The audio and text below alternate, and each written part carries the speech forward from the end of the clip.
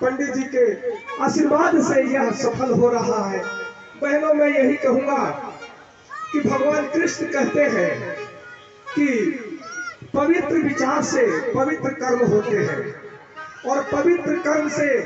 क्योंकि कर्म कभी निष्फल नहीं होता, तो पवित्र कर्म का फल भी पवित्र ही होता है, आनंदमय होता है। और इस पवित्र कर्म करने के लिए, पवित्र विचार के लिए श्रीमद् भागवत जैसा महापुराण का, जिसको पंचम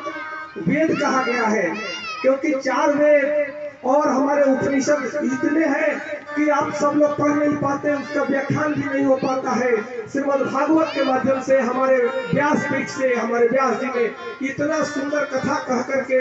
हंसाते हुए, खिलाते हुए और इतना आनंदमय वातावरण बनाते हुए बहनों को, आप सब लोगों को समझाते हैं, तो यह सुन करके दिल गदगद हो जाता है कि ये सबसे बड़ा श्रेय जाता है ये लक्ष्मी माताओं को। आप लक्ष्मी के अवतार हैं, आप श्री विष्णु के भार्या है, बेटी है, आप मेरी बहन है। आपको ये सौभाग्य प्राप्त हुआ है, जहाँ भी भागवत कथा होता है वहाँ बहनों की संख्या सबसे अधिक होती है, और बहनों की संख्या अधिक होने से आपके घर में लक्ष्मी की कमी नहीं होती है, सुख शांति की कमी नहीं होती है, क्योंकि ये सब लोग जानते हैं पति देव कमाने में, व्यवसाय चलाने में, समाज और परिवार को संभालने में व्यस्त है, लेकिन यह सुख और यह